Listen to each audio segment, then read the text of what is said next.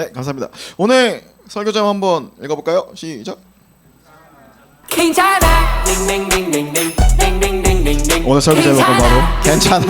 딩딩딩딩. 아, 이제 그만 꺼주셔도 될 것 같아요. 예.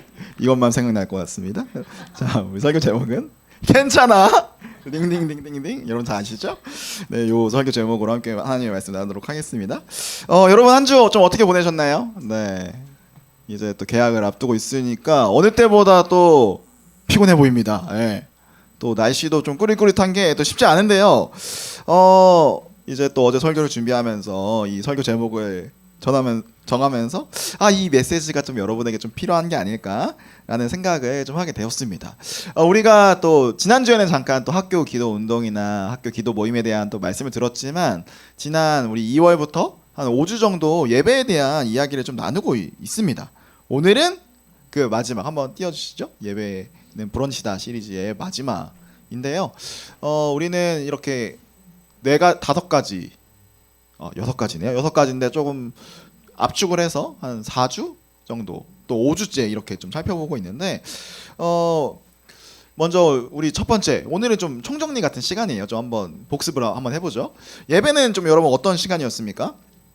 예배는 첫 번째 브레이크, 일주일의 삶을 잠시 하나님 앞에서 멈추는 시간이었습니다. 그리고 레스트, 휴식이죠. 빠르게 흘러가는 인생 속에서 예배는 우리 인생의 안식처가 됩니다. 유가 뭐였습니까? 유나이트, 예배를 통해서 우리는 새로운 공동체를 경험하게 되는 것이죠.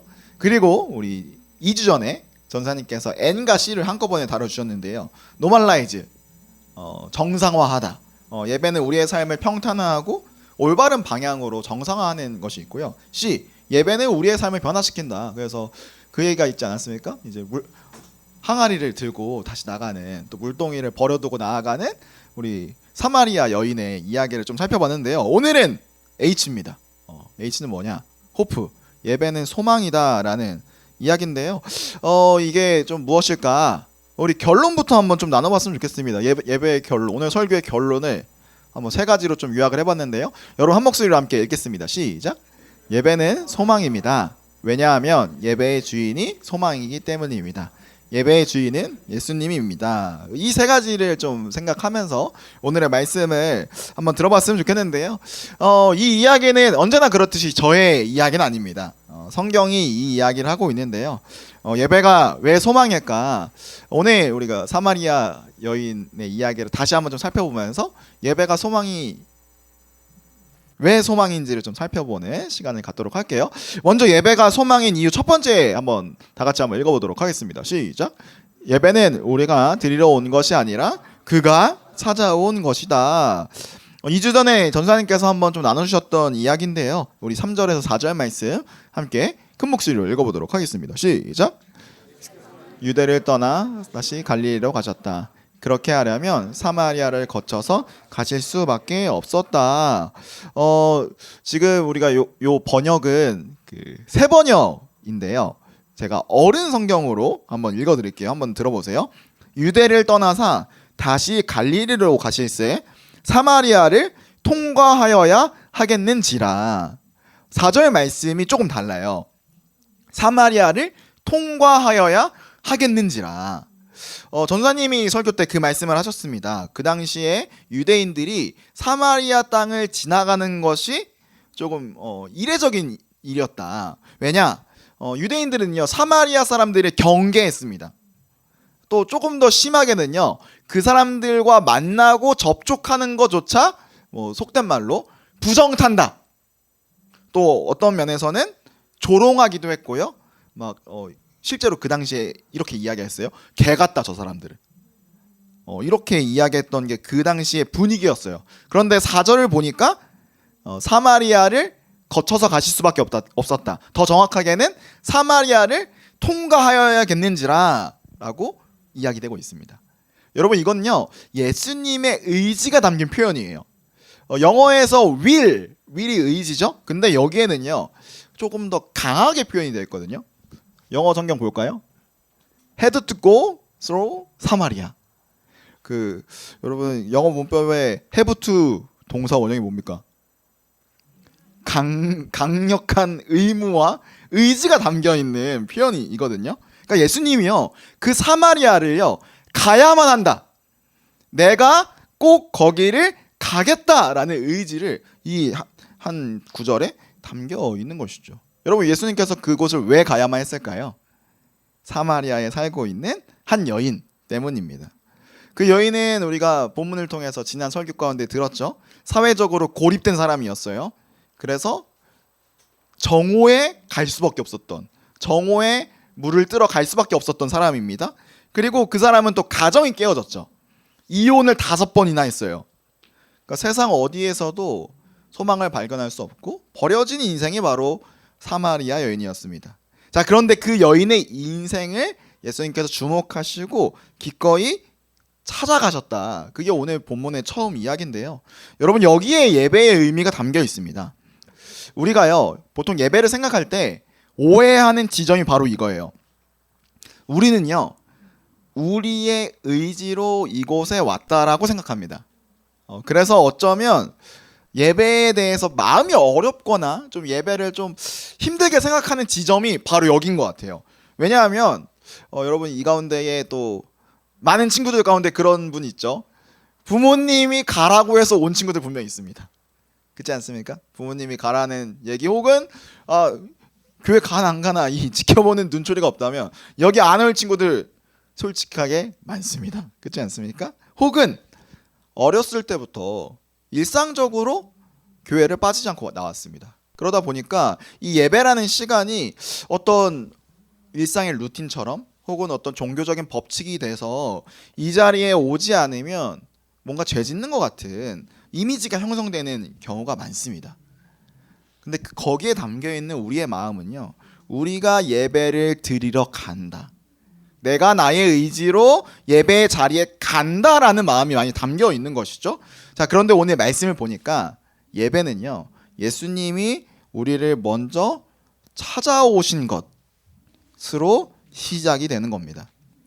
몇 가지 예를 들어보죠. 제가 그 카톡을 만든 지 2011년에 만들었으니까 벌써 14년째가 됐는데요. 제가 카톡의 상태 메시지를 한 번도 바꾼 적이 없습니다. 제 프로필 한번 보여주시죠. 제가 이렇게 하고 있는데요. 다음 사진. 제가 요 카톡 상매를요 바꾼 적이 없어요. 뭐라고 적혀 있죠? 한번 읽어볼까요? 시작. 오늘이 내 삶의 마지막인 것처럼. 제가 이 카톡 메시지를요 14년, 15년째 한 번도 바꾸지 않았는데요. 그 이유는 이렇습니다. 뭐 귀찮아서 안 바꾼 건 아니고요. 제가 여기에 저의 인생에, 혹은 저의 삶에 마음을 다 담았기 때문이죠. 이런 거예요. 사실 여러분, 오늘 아파서 이 자리에 못 온 친구들 꽤 많거든요. 어떤 친구는 막 눈병 걸리고, 어떤 친구는 독감 걸려서 못 왔어요. 자, 근데 상상을 한번 해보죠. 우리가요, 사실 지난밤에 잠들고 오늘 아침에 심장마비로 죽어서 못 깨어나도 할 말 없는 인생이거든요. 실제로 어젯밤에 잠에 들어서 지금 하나님 얼굴 보고 있는 사람이 있습니다. 심장마비로 죽어서요. 그러니까 우리는요, 사실 이 생의 마감, 죽음이요, 사실 가까이 있는데 오늘 하루 이렇게 살아가는 게 사실 정말 은혜고 또 다른 기회인 것이죠. 이 삶의 시작과 끝이 우리의 마음대로 되는 게 아닙니다. 우리가 지금 건강하기 때문에, 그리고 매일 하루가 반복이 되기 때문에 우리는 당연히 내일이 있을 거라고 생각을 합니다. 내일 대체 공휴일이죠. 학교 안 갑니다. 내일 집에서 쉬거나 학원 갈 거라고 생각을 해요. 근데 실제로 그렇지 않을 수 있다라는 걸 생각을 해야 된다는 것이죠. 하나님께서 오늘이라는 하루의 시간을 허락하셨기 때문에 우리가 지금 살아가고 있는 겁니다. 그래서 결국 오늘이라는 시간이 허락되었고, 그 결과 우리는 이 자리에 올 수 있는 겁니다. 이게 예수님께서 우리에게 예배 자리를 허락하셨다는 것의 의미예요. 또 한 가지 예를 들어볼까요? 제가 이전에도 한번 이야기했죠. 여러분이 만약 북한에서 태어났다면, 지금 남자친구들 눈이 지금 별로 안 좋은데, 이제 그저 군대 막 10년이고 막 그거 정도가 아니라요, 예배를 드릴 수가 없습니다. 기본적으로 북한에서 태어났다면. 혹은 여러분들이 불신 가정에서 태어났다면, 부모님이 교회 안 다니세요. 그럼 여러분이 교회 다녔을까요? 물론 뭐 친구의 전도로 다닐 수 있는 기회가 있었겠지만 그렇지 않을 가능성이 훨씬 더 높다라는 것이죠. 결국 우리가 이곳에 와서 예배 드리는 것은요, 시작점이 내가 아니라요, 하나님입니다. 하나님께서 여러분에게 예배를 드릴 수 있는 환경과 상황을 조성하셨을 뿐만 아니라 우리의 의지까지도 하나님께서 책임져 주시는 것이죠. 그래서 여러분, 이 자리에서 드리는 예배는요, 하나님께서 시작하셨습니다. 하나님께서 시작하셨기 때문에 하나님께서 책임지실 거예요. 그 마음을 가지고 예배 드리는 저와 여러분이 되었으면 좋겠습니다. 두 번째로 예배의 소망이 있는 이유는요, 바로 이겁니다. 한번 다 같이 한번 읽어볼까요? 시작. 예수님의 관심은 당신이다. 자, 예수님께서 이 사마리아 여인을 생각하시고 기꺼이 사마리아 지방으로 가십니다. 그리고 그곳에서 사마리아 여인과요, 다양한 이야기를 나누세요. 어떤 뭐 남편이 뭐 5명인 이야기, 그리고 왜 지금 이 시간에 나와서 물 뜨고 있는지 막 이런 일상적인 이야기를 하다가 사마리아 여인이 눈치챈 게 있어요. 아, 내가 지금 이야기하고 있는 이 사람이 범상치 않은 사람이다. 이 사람이 뭔가 진리를 알고 있다. 그 생각을 하게 된 것이죠. 자, 그래서 사마리아 여인이 예수님께 질문합니다. 우리 19절하고 20절 말씀 함께 읽어볼게요. 시작. 여자가 말하였다. 선생님, 내가 보니 선생님은 예언자이십니다. 우리 조상은 이 산에서 예배를 드렸는데 선생님네 사람들은 예배 드려야 할 곳이 예루살렘에 있다고 합니다. 여러분, 갑자기 왜 사마리아 여인이 이런 질문을 했을까요? 이 여인의 한번 상황을 한번 생각을 해보자고요. 이 여인의 상황이 어떻습니까?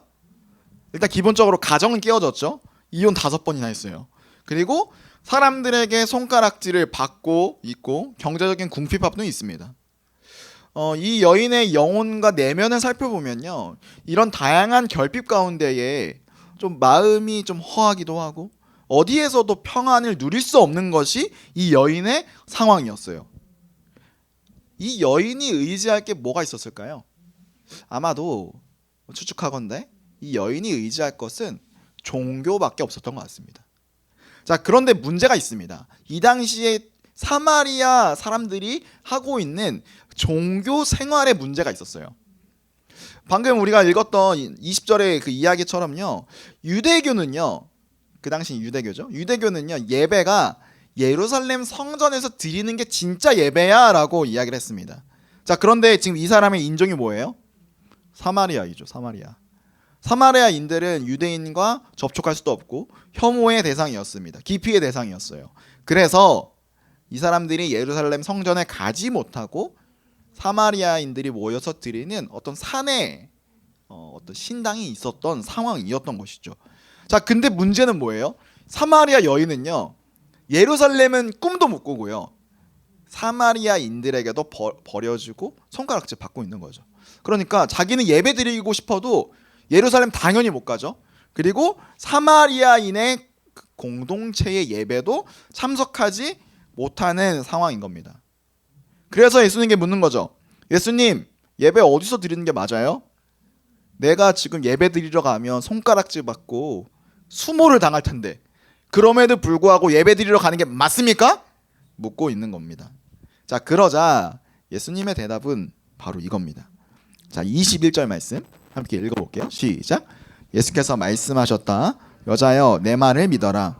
너희가 아버지께 이 산에서 예배를 드려야 한다거나 예루살렘에서 예배를 드려야 한다거나 하지 않을 때가 올 것이다. 장소가 중요하지 않을 때가 올 것이다 말씀하시죠. 자, 그러면서 23절에 이야기를 합니다. 함께 읽습니다. 시작.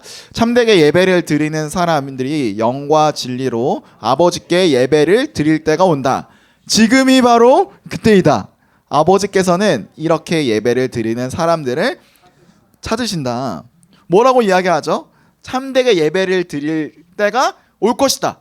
장소가 중요하지 않을 때가 올 것이다. 지금이 언제다? 그때다. 여러분, 사마리아 여인에게 지금은 언제죠? 예수님과 대화하고 있는, 예수님을 만나는 바로 그 시간이에요. 그러면서 한마디를 덧붙입니다. 아버지께서는, 예배의 주인 되시는 아버지께서는 이렇게 예배를 드리는 사람들을 찾으신다. 예수님을 만난 사람들을 찾으신다. 하나님을 사랑하고 하나님을 만난 너, 하나님과 함께하는 너의 존재가 예배 그 자체야. 이 이야기를 하고 계신 겁니다. 여러분, 이게 정말로 우리에게 소망인 것 같아요. 만약에 예수님께서 장소가 중요하다라고 이야기하면요, 사실 우리는 소망이 없습니다. 우리 교회보다 훨씬 더 세련되고 편안하고 어떤 도시적인 느낌의 그런 예배 공간이 훨씬 더 중요했겠죠. 그런데 예수님은요, 이런 공간, 아까 뭐 예루살렘 성전, 산 이런 게 중요한 게 아니다. 예배 드리고 있는 너, 나의 관심은 너야 말씀하시고 계시는 것이죠. 결국 이 자리에 나와서 예배 드리는 여러분 그 자체가 예수님의 관심이고, 여러분이 드리는 이 예배가 예수님께서 받으시는 소망의 예배라는 겁니다. 예수님은요, 여러분이 예배 드리는 이 행위와 어떤 형식과 눈에 보이는 이 장소보다도요, 예배 드리고 있는 여러분의 인생 자체를 사랑하시고 받아주십니다. 그래서 이 자리에 또 이 시간에 우리가 잠깐 예배를 드리는 이 시간이 우리에게 의미 있는 것이고 소망인 것이죠. 여러분, 세상 어디에서도 우리를 있는 모습 그대로, 너 그 스스로의 그 모습 그대로 사랑한다 말하는 공동체는 부모님 정도? 근데 부모님도 종종 여러분의 성적으로 여러분의 어떤 능력의 기준과 결과의 잣대로 표현하시잖아요. 예수님은 그렇게 여러분을 평가하지 않으신다는 것이죠. 여러분 그 자체로, 살아 숨쉬는 그 자체로 여러분을 받으시고 여러분의 예배를 기뻐하신다라고 이야기합니다. 그래서 성경은요, 예배와 하나님이 함께하는 삶을요 이렇게 표현합니다. 시편 62편 5절 말씀인데요, 함께 읽어보도록 하겠습니다. 시작. 나의 영혼아 잠잠히 하나님만 바라라. 물은 나의 소망이 그로부터. 소망이 어디서부터 나온다? 그로부터. 그가 누굽니까? 하나님으로부터 나온다라고 이야기를 하죠. 그래서 히브리서 6장 19절은 이렇게 이야기를 해요. 한번 읽어볼게요. 시작. 우리에게는 이 소망이 있으니 그것은 안전하고 확실한 영혼의 닷과 같아서 휘장 안에까지 들어가게 해줍니다. 무슨 얘기입니까? 아까 시편을 보니까 우리의 영혼이 하나님을 바랄 때, 다시 말해서 하나님을 예배할 때 소망을 받는다라고 이야기를 해요. 그리고 그 소망이, 히브리서를 보니까 소망이 우리에게 있어서 우리의 삶을 안전하고 확실한 영혼의 닷처럼 붙든다고 이야기합니다.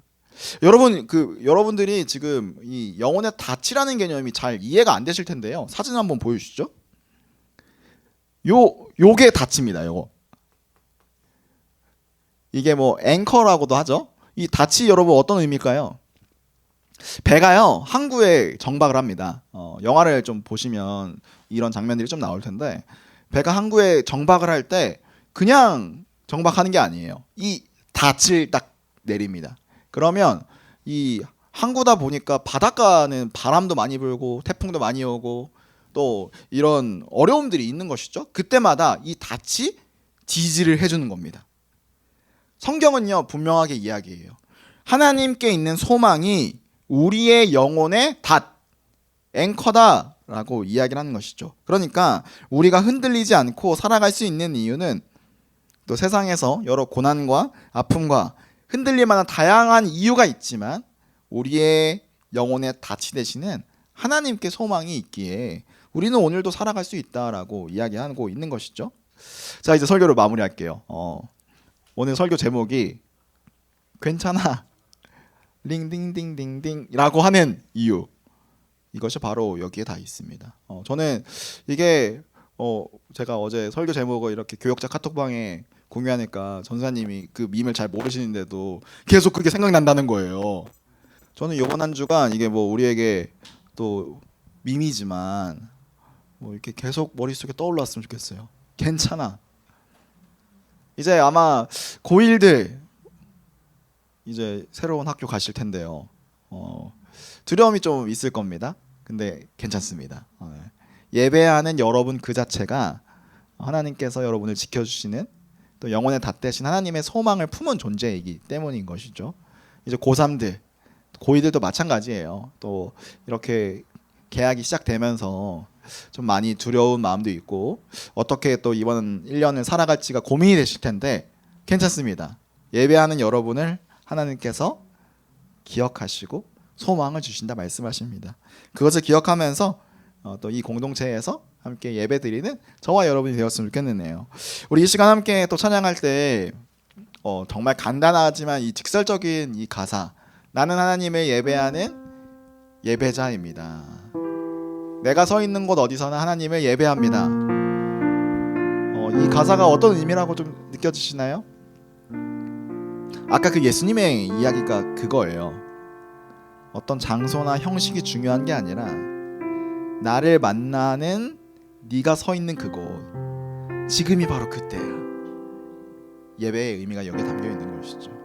저는 이번 한 주간 살아가신 여러분이 서 있는 곳 어디에서나 예수님을 예배하는 예배자로 살아가기를 바랍니다. 우리 그 마음에 담아서 한번 함께 찬양하도록 하겠습니다.